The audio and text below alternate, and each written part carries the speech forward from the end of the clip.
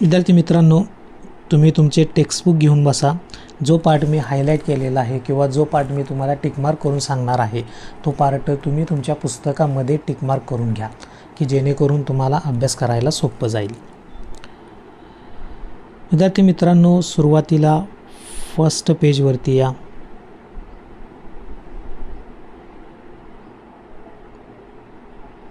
आपला first chapter आहे heredity and evolution. चला विद्यार्थी मित्रांनो, जो पार्ट मी हायलाईट केलेला आहे तो पार्ट हायलाईट करून घेत चला. Heredity is the transfer of biological characters from one generation to another via genes and Gregor John Mendel is pioneer of the modern genetic. हे वाक्य इम्पॉर्टंट आहे, 1 मार्क क्वेश्चनसाठी विचारलं जातं. नेक्स्ट पेज नंबर 1 वरती एक शेवटचं वाक्य तुम्हाला दिलेलं आहे, तेही अंडरलाईन करून घ्या. The process of RNA synthesis is called as transcription. विद्यार्थी मित्रांनो, ट्रान्स्क्रिप्शनची डेफिनेशन तुम्हाला इथं दिलेली आहे. चला पेज नंबर 2 वरती या. पेज नंबर 2 वरती ही डायग्राम इम्पॉर्टंट आहे, ट्रान्स्क्रिप्शन. त्यानंतर एक पार्ट मी हायलाईट केलेला आहे, ट्रिपलेट कोडॉनची डेफिनेशन. मी टिकमार्क करतो, हा पार्ट तुम्ही अंडरलाईन करून घ्या. तुम्हाला शाळेतील परीक्षेसाठी किंवा बोर्डाच्या परीक्षेसाठी याचा उपयोग होईल. नेक्स्ट पार्ट जो हायलाईट केलेला आहे तो आहे ट्रान्सलेशनची डेफिनेशन. एक्झामच्या दृष्टीने इम्पॉर्टंट आहे. ट्रान्सलोकेशनची डेफिनेशन.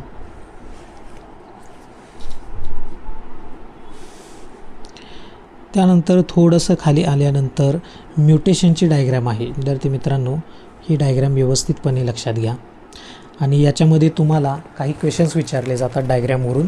What is mutation? त्यावेळी तुम्हाला ही म्युटेशनची डेफिनेशन लिहावी लागेल की जो मी पार्ट हायलाईट केलेला आहे. यामध्ये असाही क्वेश्चन विचारला जातो की म्युटेशनमुळे कोणता डिसऑर्डर अराईज होतो, तर त्याचं नावही तुम्हाला माहीत पाहिजे. तर ते आहे सिकल सेल ॲनिमिया. हाही पार्ट अंडरलाईन करून घ्या. विद्यार्थी मित्रांनो, बोर्ड एक्झामसाठी फक्त एक्सरसाइजमधले क्वेश्चन करून उपयोग नाही, तर तुमचा जो चॅप्टर आहे त्या चॅप्टरमधीलही क्वेश्चन तुम्हाला त्याचा अभ्यास केला पाहिजे. ओके, चला तर पुढं जाऊया. नेक्स्ट पेजवरती तुम्हाला इम्पॉर्टंट आहे इव्होल्यूशनची डेफिनेशन की जी मी हायलाईट केलेली आहे. इथं टिकमार्क करतो विद्यार्थी मित्रांनो. तो हायलाईट केलेला पार्ट तुम्ही अंडरलाईन करून घ्या. तुमच्या पुस्तकामध्ये इव्होल्यूशनच्या 2 डेफिनेशन दिलेल्या आहेत. त्यापैकी कुठलीही डेफिनेशन तुम्ही पाठ केली तरी चालेल. दुसरी डेफिनेशन मी पण तुम्हाला देतो. थोडंसं वरती आल्यानंतर मी भाग तुम्हाला टिकमार्क करून देतो, तो भाग तुम्ही अंडरलाईन करून घ्या. Formation of new species due to changes in specific characters of several generations of living organisms as a response to natural selection is called evolution. विद्यार्थी मित्रांनो, या दोन्हीपैकी कुठलेही एक डेफिनेशन पाठ करा, तुम्हाला मार्क्स मिळून जातील. चला नेक्स्ट पेजवरती page number 4, evidences of evolution. विद्यार्थी मित्रांनो, एव्हिडन्सेसमध्ये जो पार्ट मी हायलाईट केलेला आहे तो पार्ट तुम्ही अंडरलाईन करा आणि त्या पार्टचा अभ्यास करा. फर्स्ट आहे मॉर्फॉलॉजिकल एव्हिडन्सेस. यामध्ये हायलाईट केलेला पार्ट आहे तो अंडरलाईन करा. नेक्स्ट आहे ॲनाटॉमिकल एव्हिडन्सेस. इथेही जो हायलाईट केलेला पार्ट आहे तो तुम्ही अंडरलाईन करून घ्या. याची डायग्राम लक्षात ठेवा.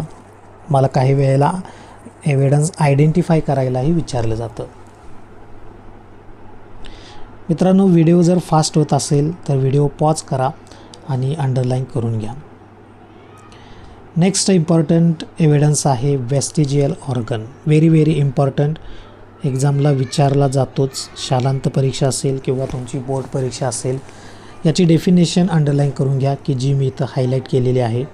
Degenerated or underdeveloped useless organs of organisms are called as vestigial organs. विद्यार्थी मित्रांनो, वेस्टिजियल ऑर्गनची नावं पण तुम्हाला पाठ पाहिजेत, तेही एक्झामला विचारली जातात. आपण इथं काही एक्झाम्पल्स पाहूया. Ear muscles, wisdom teeth, appendix, tailbone.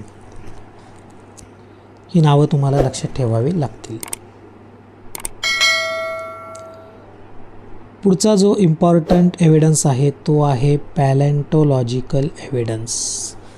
पॅलेंटोलॉजिकल evidence. फॉसिलची definition highlight केलेली आहे, ती अंडरलाईन करून घ्या.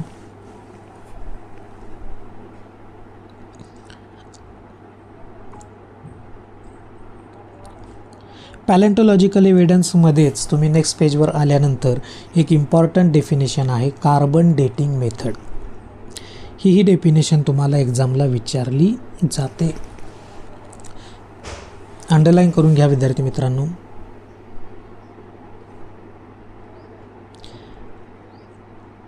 नेक्स्ट पेजवरती नाही, त्याच पेजवरती कनेक्टिंग लिंक्स हाही पार्ट इम्पॉर्टंट आहे. हे जे ॲनिमल्स दिलेले आहेत त्या ॲनिमलची नावं तुमच्या लक्षात पाहिजेत. डकबिल, प्लॅटिपस, लंगफिश आणि पेरिपॅटस. या ॲनिमलची नावं लक्षात ठेवा.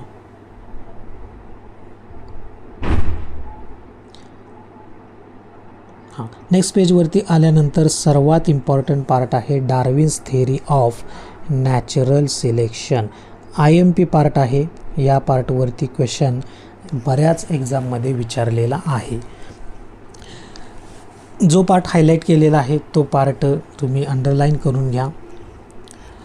यामध्ये अशा प्रकारचे क्वेश्चन विचारले जातात विद्यार्थी मित्रांनो. काही वेळेला डायरेक्ट शॉर्ट नोट विचारले जाते, तर काही वेळेला क्वेश्चन्स विचारले जातात. क्वेश्चन्समध्ये असा क्वेश्चन विचारला जाईल, which book was published by Darwin. तर त्याचं उत्तर आहे origin of species. Origin of species हे लक्षात ठेवा. आणि दुसरा क्वेश्चन तुम्हाला विचारला जातो, which objections raised against Darwin's theory. तर इथे 3 ऑब्जेक्शन्स तुम्हाला दिलेले आहेत.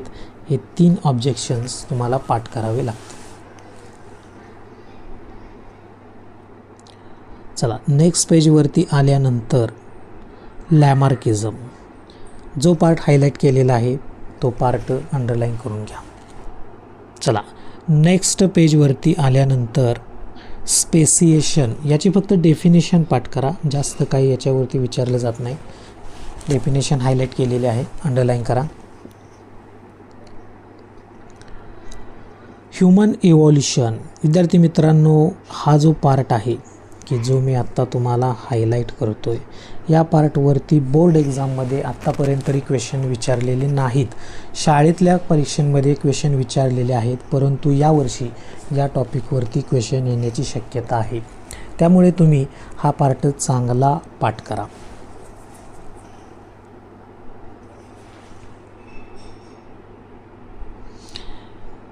ह्युमन इव्होल्युशनमध्ये काही पार्ट मी हायलाईट केलेला आहे, तो पार्ट अंडरलाईन करून घ्या व त्याचा अभ्यास करा. नेक्स्ट पेजवरती आल्यानंतर अजून एक पार्ट हायलाईट केलेला आहे, त्या पार्टचा अभ्यास करा. चला, एक्सरसाइजमधले क्वेश्चन आपण बघूया. First question very very important, बऱ्याच बोर्ड एक्झाममध्ये किंवा शाळेतील एक्झाममध्ये विचारलेला आहे. फर्स्ट क्वेश्चनला टिक मार्क करून घ्या. Complete the following diagram.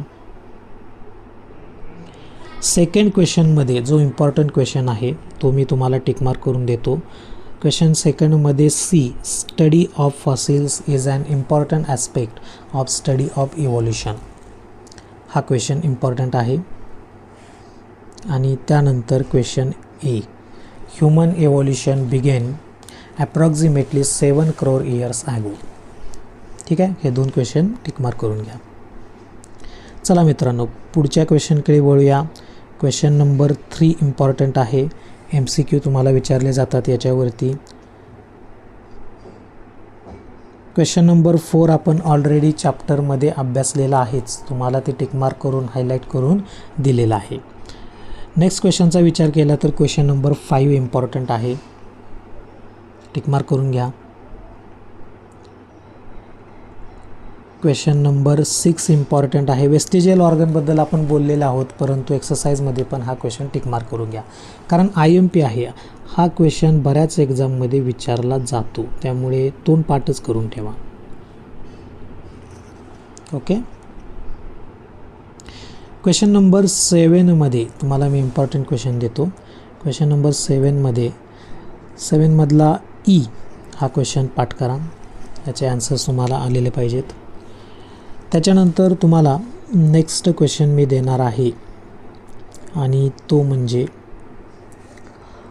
Question A. How are the hereditary changes responsible for evolution. हा क्वेश्चन ही इम्पॉर्टंट आहे. चला तर विद्यार्थी मित्रांनो, चॅप्टर फर्स्टचे इम्पॉर्टंट क्वेश्चन मी तुम्हाला दिलेले आहेत. व्हिडिओ कसा वाटला कमेंटमध्ये नक्की सांगा. व्हिडिओ आवडला असेल तर व्हिडिओला लाईक करा, शेअर करा व आपला चॅनल सबस्क्राईब करून ठेवा. कारण मित्रांनो, आपण फक्त सायन्सच नाही तर इयत्ता 10वीचे किंवा इतर इयत्तांचे पण आपण सर्व विषयांचे इम्पॉर्टंट क्वेश्चन चॅप्टर वाईज देणार आहे. त्यामुळे चॅनल सबस्क्राईब करून ठेवा, बेल आयकॉन ऑन करून ठेवा की जेणेकरून चॅनलवरती नवीन व्हिडिओ टाकल्यानंतर लगेच नोटिफिकेशन मिळेल.